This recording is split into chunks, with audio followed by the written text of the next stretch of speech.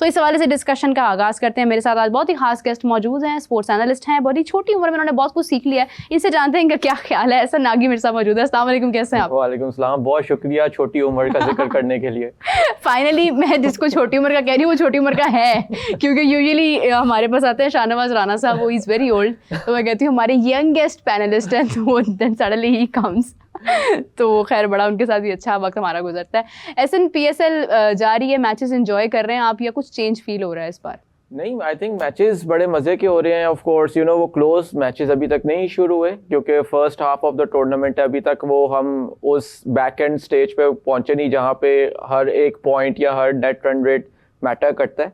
लेकिन अभी तक के अगर मैचेस देखें, आई थिंक मुझे तो बड़ा मैं एंजॉय कर रहा हूँ, बिकॉज काफ़ी चीज़ें वाज़ेह हैं। जो टीम अच्छी क्रिकेट खेल रही है वो जीत रही है। और आपको पता है T20 क्रिकेट में बहुत ज़्यादा स्टैटिस्टिकल मैटर्स होते हैं।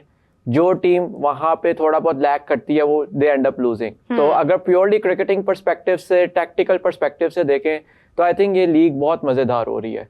लीग अच्छी हो रही है। एक चीज़ हम लोग बड़ी मिस कर रहे थे स्टार्ट में, हमने जब PSL स्टार्ट हुई, बल्कि अभी कुछ टाइम था स्टार्ट होने में, तो हमने मार्केटिंग को बड़ा टारगेट किया। हमने कहा मार्केट नहीं हो रहा उस तरह से, आपको नज़र नहीं आ रहा। सिर्फ आपको जो लिबर्टी राउंड अबाउट है लाहौर में, वहाँ पे तो आपको ऐसे जैसे कि देख के क्रिकेट जाग जाती है आपके अंदर की, लेकिन वहाँ से बाहर निकल के फिर वही सब कुछ अब जाकर थोड़ा सा इसके अंदर उन्होंने ऐड किया है। आपको लगता है कि अभी मज़ीद अगर इसको मार्केट किया जाए तो आप अच्छा क्राउड एक्सपेक्ट कर सकते हैं? देखिए, मार्केटिंग तो मेरे ख्याल से PCB जब से ही PSL शुरू हुआ है तभी से ही आप हर साल कह सकते हैं कि कभी भी मार्केटिंग अच्छी नहीं हुई है, और उसकी बहुत से रीजंस हैं। एक तो मेरे ख्याल से इस साल जो बड़ी खुशाइन बात है वो ये है कि अब इन्होंने PSL बिल्कुल एक डिपार्टमेंट ही अलग कर दिया, एक डिफरेंट एंटिटी बना दिया है। तो क्योंकि PSL जब भी होता है, जो PCB के ऑफिशियल्स हैं जो कि डोमेस्टिक क्रिकेट भी करा रहे हैं, इंटरनेशनल क्रिकेट भी करा रहे हैं, वो ऑलरेडी सीजन के एंड तक इतना थक चुके होते हैं कि उन्होंने फिर PSL भी कराना होता है, और PSL कहीं ना कहीं पीछे रह जाता है। तो जब आपके पास डेडिकेटेड रिसोर्सेज अब होंगी जो सिर्फ PSL पे काम करेंगी, वो शायद अगले साल हम एक्सपेक्ट कर सकते हैं कि चीज़ें बेहतर हों। लेकिन ये बात 100% दुरुस्त है कि हर PSL एडिशन से पहले ये बात होती है, मार्केटिंग या हाइप उस तरह से नहीं जनरेट होती जिस तरह से होनी चाहिए। And I think this year was the worst. जबकि आप देखें कि हमने चीज़ें चेंज भी की हैं। सलमान नसीर साहब अपॉइंट हुए हैं और वो काफ़ी कोशिश भी कर रहे हैं। उन्होंने ड्राफ्ट में भी मैंने देखा था जबकि वो जिस तरह से पेन ले रहे थे चीज़ों की, नहीं ये होना चाहिए, ये होना चाहिए, बट वो होता ही है कि it's not a one man job ना, ये पूरा टीम वर्क होता है, इसमें गाइडेंस होती है, मशवरे होते हैं। PCB का एक एटमॉस्फेयर है, आप तो ने बहुत नज़दीक से देखा है उसको, शायद हम यहाँ बैठ के बात करते हैं, हसन साहब तो अंदर हिस्सा होते थे उस चीज़ का। तो अगर आप पर्सनली देखें कि क्या एटमॉस्फेयर होता है, जैसे आपने बताया कि एक टायर्डनेस हो जाती है, अभी तो चैंपियंस ट्रॉफी गुजरी है, लेकिन इस बार सलमान नसीर साहब उसको डील कर रहे हैं। क्या लगता है कि क्या उनको भी ठीक से गाइडेंस नहीं मिल रही है या वो अभी चीज़ों को मैनेज नहीं कर पा रहे हैं? आई थिंक इट्स, अगर हम स्पेसिफिक्स में जाएं या अगर हम इंडिविजुअल्स की बात करें तो मैंने जिस तरह कहा इट्स टू अर्ली, क्योंकि अभी तो PSL का डिपार्टमेंट बना है। मेरे ख्याल से अभी कितने 2 महीने 3 महीने पहले जब BOG की मीटिंग हुई है उसके बाद इन्होंने एक सेपरेट PSL का डिपार्टमेंट अप्रूव किया है। हालांकि ये 3 साल पहले भी, 3-4 साल पहले भी मुझे याद है ये हुआ था, लेकिन फिर उसके बाद फॉर सम रीज़न उसको रजिस्टर नहीं कर पाए थे। अब थैंकफुली SCCP में ये रजिस्टर हो चुका है as a private limited PSL जो कंपनी है। तो उम्मीद ये है कि अब अगले साल, जाहिर बात है इस साल जब ये टूर्नामेंट हो जाएगा, अगले साल तक इनकी जाहिर बात है हायरिंग्स भी इन्होंने करनी होंगी, डिफरेंट लोग आएंगे, होपफुली यू कैन होप के प्रोफेशनल सेटअप आएगा, प्रोफेशनल लोग आएंगे, तो 2 और फ्रेंचाइजेस आ जाएंगी। तो अगले साल यू कैन एक्सपेक्ट कि शायद जो हम हमेशा बात करते हैं कि उस तरह से हाइप नहीं जनरेट होती, नेक्स्ट ईयर प्रॉब्ली आपको हाइप देखने को मिलेगी। One can hope. चलें, उम्मीद करते हैं, क्योंकि चीज़ें काफ़ी चेंज भी होनी हैं अगले साल। और एक और चीज़ है कि अगर हम आपसे आपकी राय पूछें, क्योंकि आपका एक खासा वक्त गुजरा है, आपने खिलाड़ियों को भी डेफिनेटली नज़दीक से, बल्कि उनके वो मोमेंट्स देखे हुए हैं जो ऑन स्क्रीन हम लोग नहीं डिस्कस करते, हम नहीं जानते हैं। आपको इस वक्त किससे ज़्यादा एक्सपेक्टेशंस हैं? शादाब तो कर रहा है, लेकिन एक होता है ना कि ये प्लेयर जो है ना, ये इस बार बड़ी अच्छी टेक्निक में है या बड़ी अच्छी फॉर्म में है या टच में है।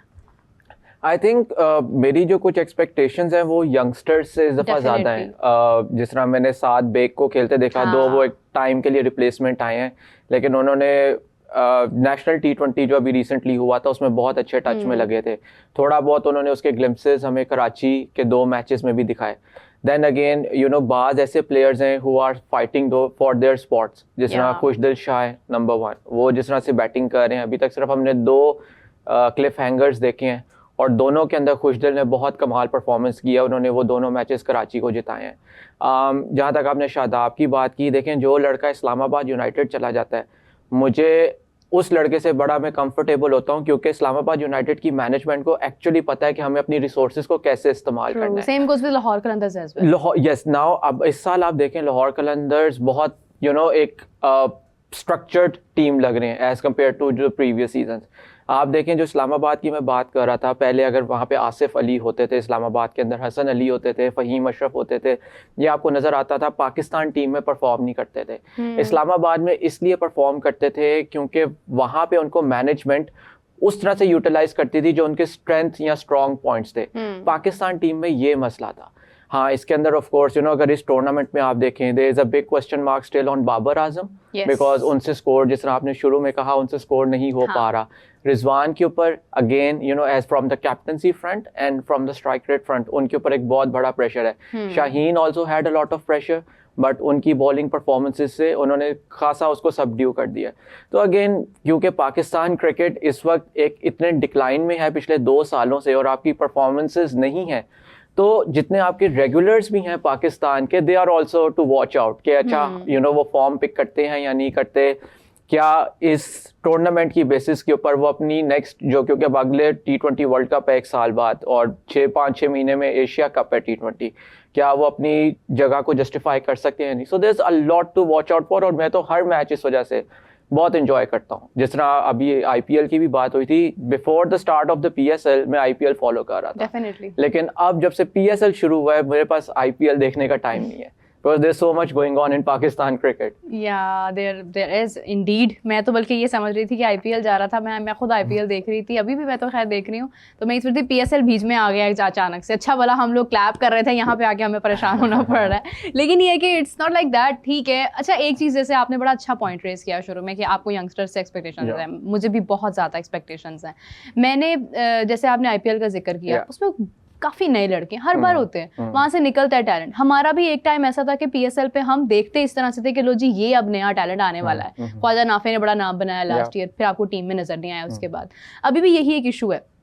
7 का जिक्र आपने किया, आपको 1-2 मैचेस के अलावा वो नजर नहीं आया, रिप्लेसमेंट के तौर पे आया, जबकि मैं कहती हूँ कि आपके यंग प्लेयर्स को ही खेलना चाहिए। हम बाबर, शाहीन, शादाब इन सबको तो देख चुके हुए हैं, इनकी बैटिंग, इनकी परफॉर्मेंस हमारे लिए लाइमलाइट ज़रूर है, बट हमें टैलेंट चाहिए फ्यूचर के लिए। आपको नहीं लगता कि जब सिलेक्शन की बात आती है या टैलेंट हंटिंग की बात आती है, तो हमें थोड़ा सा और जो है वो थोड़ा चेंज करना चाहिए माइंडसेट कि हम यंगस्टर्स को ही आगे लेकर आए? देखिए, आप सोली अगेन आप यंगस्टर्स को ला नहीं सकते। अब जिस तरह अगर आज लाहौर और पेशावर का मैच है, अगर उस मैच में शाहीन और बाबर नहीं खेल रहे तो कौन देखने आएगा वो मैच? नो, बट प्लेइंग 11 में इनके साथ ही डेफिनेटली ये नहीं मैं कह रही हूं ड्रॉप कर दिया जाए। क्योंकि ये जितनी भी टीम्स हैं ये प्राइवेट फ्रेंचाइजेज हैं, इसके अंदर जो 2 चीज़ें हैं जो सबसे ज़्यादा मैटर करती हैं। एक तो नंबर 1, हमने रेवेन्यू मैक्सिमाइजेशन कैसे करनी है for both PCB and franchises. Secondly for franchises कि हमने जीतना कैसे है। तो इसी वजह से वो दुनिया का जो best available talent overseas players में अवेलेबल होता है वो उसको पिक करते हैं। और फिर जारी बात है, आपके जो यंगस्टर्स के लिए ग्रूमिंग का ग्राउंड है वो डोमेस्टिक क्रिकेट है, it is not the PSL। लेकिन वहाँ पे सीनियर्स जाते नहीं हैं। वहाँ पे सीनियर्स कहीं किसी भी दुनिया में सीनियर्स डोमेस्टिक नहीं खेलते। अगर आप अभी बात करें, जिस तरह अगर इंडिया की आप बात करें अगर, तो वो रणजी ट्रॉफी के उन्होंने इसलिए खेला क्योंकि वो ऑस्ट्रेलिया से 4-1 हारे, और BCCI ने उसको मैंडेट किया कि ये आपने खेलनी ही खेलनी है। वरना बहुत अरसा हो गया था विराट कोहली को, रोहित शर्मा को, बाकी प्लेयर्स को इन्होंने नहीं रणजी ट्रॉफी खेली थी। लेकिन हम तो कंसिस्टेंटली हार रहे हैं। देखें, वो तो अब जाहिर बात है कंसिस्टेंटली हार रहे हैं, उसकी बहुत सी वजूहात हैं। एक तो नंबर 1 वही बात है कि हमारे स्किल लेवल्स उस तरह से evolve from the players perspective नहीं हुए। सेकेंडली लैक ऑफ प्लानिंग थी। अगेन आप उस चीज़ को बिल्कुल रूल आउट नहीं कर सकते, जिस तरह से PCB के अंदर सक्सेसिव चेंजेस होते रहे, हेड कोचेस मुख्तलिफ आते रहे, स्टेबिलिटी नहीं रही। और जब स्टेबिलिटी ना हो तो फिर प्लेयर्स टीम के लिए नहीं अपने लिए खेलना शुरू कर देते हैं, फिर जो हमें नज़र भी आई वो सारी चीज़ें। तो